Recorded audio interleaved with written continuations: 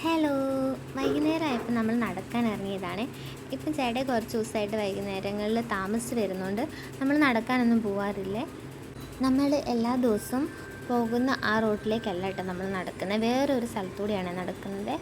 അപ്പം എങ്ങോട്ടാണ് എന്നുള്ളൊരു ഐഡിയ ഒന്നും ഇല്ലാത്തതുകൊണ്ട് നമ്മളിങ്ങനെ കാഴ്ചകളൊക്കെ കണ്ടിങ്ങനെ നടക്കുവാണ്. ഇവിടെ നിറച്ച് വഴി സൈഡിൽ കണിക്കൊന്നയാണ്. ഈ സമയമാണ് ഇതെല്ലാം പൂത്ത് നിൽക്കുന്നത്. കാണാൻ നല്ല ഭംഗിയാണ്. വലിയ പൊക്കമൊന്നും ഇല്ലാണ്ട് കുറേ കണിക്കൊന്ന മരം ഇലകൾ പോലും കാണാണ്ട് നന്നായിട്ട് പൂത്ത് നിൽപ്പുണ്ട്.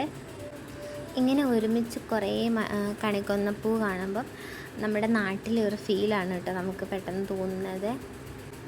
നൈറ്റ് ഇവിടെ കാണാൻ നല്ല ഭംഗിയാണ് കേട്ടോ. ലൈറ്റും ഈ റോഡിൻ്റെ എന്തോ ഒരു പ്രത്യേക ഭംഗി, നിറച്ച് മരങ്ങളൊക്കെ ആയിട്ട് എന്തോ ഒരു പ്രത്യേക ഭംഗിയാണ് കേട്ടോ ഇതിൽ കൂടെ നടക്കുമ്പോൾ.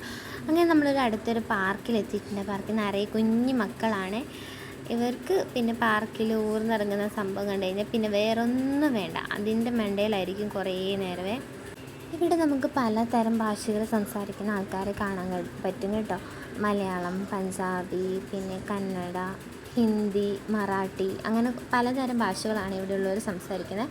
അപ്പം എനിക്ക് മറാഠി, പഞ്ചാബിയും ഹിന്ദിയൊക്കെ കേൾക്കുമ്പോൾ എല്ലാം ഒരുപോലെയാണ് തോന്നുന്നത്. പക്ഷെ നമ്മുടെ ലാംഗ്വേജ് കേൾക്കുമ്പോൾ അവരൊന്ന് പ്രത്യേകം നമ്മളൊന്ന് നോക്കുകയെ. ഇവിടെ വന്നു കഴിഞ്ഞാൽ കുട്ടികളുടെ മനസ്സ് മാത്രമല്ല കേട്ടോ, നമ്മുടെ മനസ്സും കൂടെ ഒന്ന് ഇളകിപ്പോൾ. കാരണം വെച്ചാൽ ഇതിലൊക്കെ ഒന്ന് കയറാൻ വേണ്ടി തോന്നും, പക്ഷേ കയറാൻ സമ്മതിക്കത്തില്ല. വലിയ ആൾക്കാരൊന്നും ഇല്ലെങ്കിൽ നമുക്ക് കയറാമായിരുന്നു. പക്ഷേ എല്ലാവരും ഇങ്ങനെ നോക്കി നിൽക്കുമ്പോൾ നമ്മൾ കൺട്രോൾ ചെയ്തുകൊണ്ട് നിൽക്കണം. അപ്പം ഒരു അച്ചടക്കം കാണിച്ചു കൊടുക്കണം. ആദ്യമായിട്ട് കാണുന്ന സ്ഥലമാണല്ലോ, അപ്പോൾ കുറച്ചധികം വീഡിയോസൊക്കെ എടുത്തു. അവിടെ ഇങ്ങനെയൊക്കെ നോക്കി. ഇനിയിപ്പോൾ എന്തായാലും തനിയായാലും വരാമല്ലോ.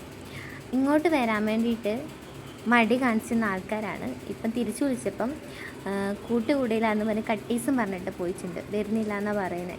പിന്നെ ഞാൻ ഒരു തരത്തിൽ ഐസ്ക്രീം മേടിച്ച് തരാമെന്നൊക്കെ പറഞ്ഞ് പൈസയും കൊടുത്ത് മയക്കി തിരിച്ച് വിളിച്ചുകൊണ്ട് പോയിട്ടോ. അപ്പോൾ ഐസ്ക്രീം മേടിക്കാനുള്ള സ്പീഡിൽ തിരിച്ച് വേഗം നടക്കുന്നുണ്ടായിരുന്നു. ഞാൻ തന്നെയായിപ്പോയി. എണീറ്റിട്ട് ഒരു കട കണ്ടപ്പോൾ അവരോടി. ഞാൻ തന്നെയായിപ്പോയി. പിന്നെ ഒത്തിരി സബ്സ്ക്രൈബേഴ്സും വ്യൂവേഴ്സും ഉള്ള ഒരു ചാനലൊന്നും അല്ല കേട്ടോ എൻ്റേത്. ചെറിയൊരു ചാനലാണ്. അതിൽ കുറച്ച് സബ്സ്ക്രൈബേഴ്സും കുറച്ച് വ്യൂവേഴ്സും മാത്രമേ ഉള്ളൂ.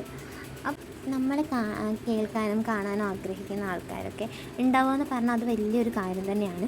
അപ്പം അങ്ങനെ ഒരു മോളാണ് കേട്ടോ ആയിനി മോൾ എൻ്റെ സ്വന്തം നാട്ടുകാരിയാണ് കേട്ടോ. അപ്പോൾ മോൾ എന്നോട് ഹായ് പറയാൻ പറഞ്ഞിട്ടുണ്ടായിരുന്നു. ഹായ് മോളെ, thank you for your support, love you, bye all.